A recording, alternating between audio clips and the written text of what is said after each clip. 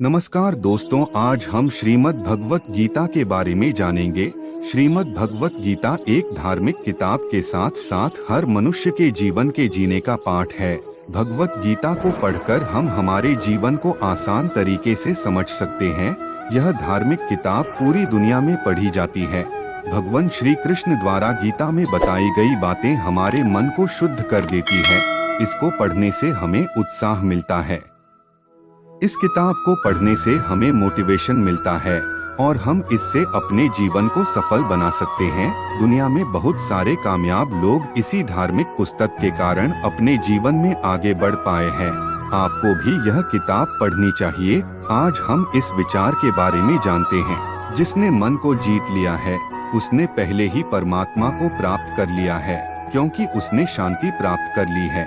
ऐसे मनुष्य के लिए सुख दुख, सर्दी गर्मी और मान अपमान एक से हैं। जो दान कर्तव्य समझकर बिना किसी संकोच के किसी जरूरतमंद व्यक्ति को दिया जाए वह सात्विक माना जाता है।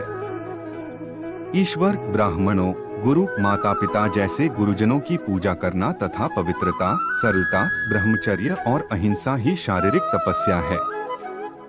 भगवत गीता के अनुसार नरक के 3 द्वार होते हैं: वासना, क्रोध और लालच। भविष्य का दूसरा नाम है संघर्ष।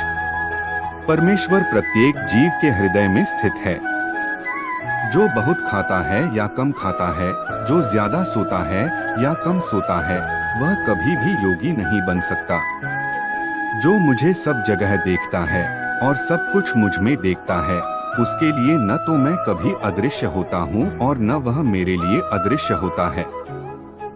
मैं हर जीव के हृदय में परमात्मा स्वरूप स्थित हूँ।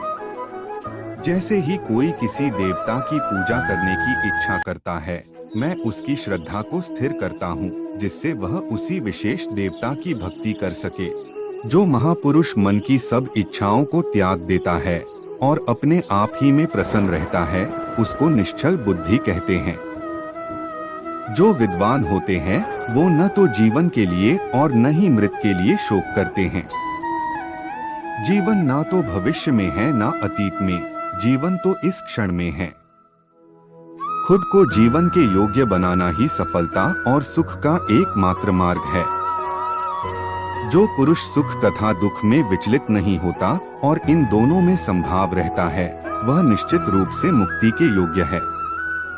जिस प्रकार मनुष्य पुराने कपड़ों को त्याग कर नए कपड़े धारण करता है, उसी प्रकार आत्मा पुराने तथा व्यर्थ के शरीरों को त्याग कर नया भौतिक शरीर धारण करता है। तुम्हारे तथा मेरे अनेक जन्म हो चुके हैं। मुझे तो वो सब जन्म याद है, लेकिन तुम्हें नहीं। जो कर्म को फल के लिए करता है, वास्तव में ना उसे फल मिलता है, ना ही वो कर्म है। कर्म करो, फल की चिंता मत करो। फल की लालसा छोड़कर कर्म करने वाला पुरुष ही अपने जीवन को सफल बनाता है। जो मनुष्य कर्म में अकर्म और अकर्म में कर्म देखता है, वह सभी मनुष्यों में बुद्धिमान है और सब प्रकार के कर्मों में प्रवृत्त रहकर भी दिव्य स्थिति में रहता है। गुरु दीक्षा बिना प्राणी के सब कर्म निष्फल होते हैं। अपने अपने कर्म के गुणों का पालन करते हुए प्रत्येक व्यक्ति सिद्ध हो सकता है। यज्ञ, दान और तपस्या के कर्मों को कभी त्यागना नहीं चाहिए, उन्हें हमेशा संपत्र करना चाहिए। जो बुद्धि धर्म तथा अधर्म, करणीय तथा अकरणीय कर्म में भेद नहीं कर पाती, वह राजा के योग्य है। जो पुरुष न तो कर्म फल की इच्छा करता है और न कर्म फलों से घृणा करता है, वह सन्यासी जाना जाता है। जो मनुष्य अपने कर्मफल प्रति निश्चिंत है और जो अपने कर्तव्य का पालन करता है, वही असली योगी है। मनुष्य जो चाहे बन सकता है, अगर वह विश्वास के साथ इच्छित वस्तु पर लगातार चिंतन करें तो। मेरा तेरा, छोटा बड़ा, अपना पराया, मन से मिटा दो, फिर सब तुम्हारा है और तुम सबके हो। जो हुआ वह अच्छा हुआ, जो हो रहा है वह अच्छा हो रहा है, जो होगा वो भी अच्छा ही होगा। अगर कोई प्रेम और भक्ति के साथ मुझे पत्र, फूल, फल या जल प्रदान करता है तो मैं उसे स्वीकार करता हूँ। जिसने मन को जीत लिया है उसके लिए मन सबसे अच्छा मित्र है, लेकिन जो ऐसा नहीं कर पाया उसके लिए मन सबसे बड़ा दुश्मन बना रहेगा। मैं ही लक्ष्य, पालनकर्ता, स्वामी, साक्षी, धाम, शरण स्थली तथा अत्यंत प्रिय मित्र हूँ। मैं सृष्टि तथा ब्रह्मांड, सबका आधार, आश्रय तथा अविनाशी बीज भी हूँ। जब भी और जहाँ भी अधर्म बढ़ेगा, तब मैं धर्म की स्थापना हेतु अवतार लेता रहूंगा।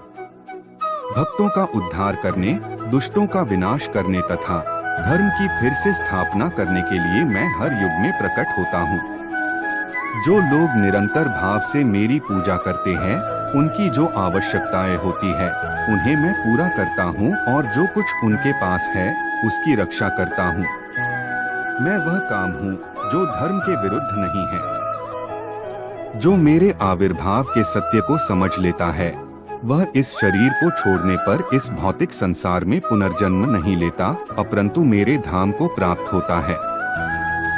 जिस भाव से सारे लोग मेरी शरण ग्रहण करते हैं, उसी के अनुरूप मैं उन्हें फल देता हूँ। धन और स्त्री सब नाश रूप है, मेरी भक्ति का नाश नहीं है। निर्बलता अवश्य ईश्वर देता है, किंतु मर्यादा मनुष्य का मन ही निर्मित करता है।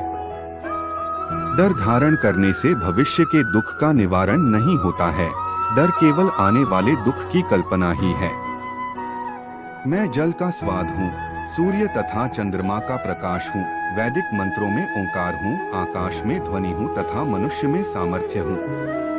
अनेक जन्म के बाद जिसे सचमुच ज्ञान होता है, वह मुझको समस्त कारणों का कारण जानकर मेरी शरण में आता है। ऐसा महात्मा अत्यंत दुर्लभ होता है। भगवान होने के नाते मैं जो कुछ भूतकाल में घट चुका है, जो वर्तमान में घट हो रहा है और जो आगे होने वाला है, वह सब कुछ जानता हूँ। मैं समस्त जीवों को भी जानता हूँ, किंतु मुझे कोई नहीं जानता। जो व्यक्ति निरंतर और अविचलित भाव से भगवान के रूप में मेरा स्मरण करता है, वह मुझको अवश्य ही पा लेता है। जो लोग हृदय को नियंत्रित नहीं करते हैं, उनके लिए वह शत्रु के समान काम करता है। जो सब प्राणियों के दुख सुख को अपने दुख सुख के समान समझता है और सबको संभाव से देखता है, वही श्रेष्ठ योगी है। क्रोध से भ्रम पैदा होता है, भ्रम से बुद्धि व्यग्र होती है। जब बुद्धि व्यग्र होती है, तब तर्क नष्ट हो जाता है। जब तर्क नष्ट होता है, तब व्यक्ति का पतन हो जाता है। प्रत्येक बुद्धिमान व्यक्ति को क्रोध और लोभ त्याग देना चाहिए, क्योंकि इससे आत्मा का पतन होता है। जिसने जन्म लिया है, उसकी मृत्यु निश्चित है और मृत्यु के पश्चात पुनर्जन्म भी निश्चित है। जो लोग भक्ति में श्रद्धा नहीं रखते, वे मुझे पा नहीं सकते। वो इस दुनिया में जन्म मृत्यु के रास्ते पर वापस आते रहते हैं। भगवत गीता के ये मूल्यवान बातें आपके जीवन में गहरा प्रभाव डालेंगे और इनसे आपका जीवन भी बदल जाएगा। अगर आप राम सिया राम चैनल पर नया है, तो सब्सक्राइब करना ना भूले। अगर आपको यह बातें पसंद आया हो तो इसे आगे शेयर जरूर कीजिएगा। हम आपके लिए ऐसे ही ज्ञान के आर्टिकल लाते रहेंगे।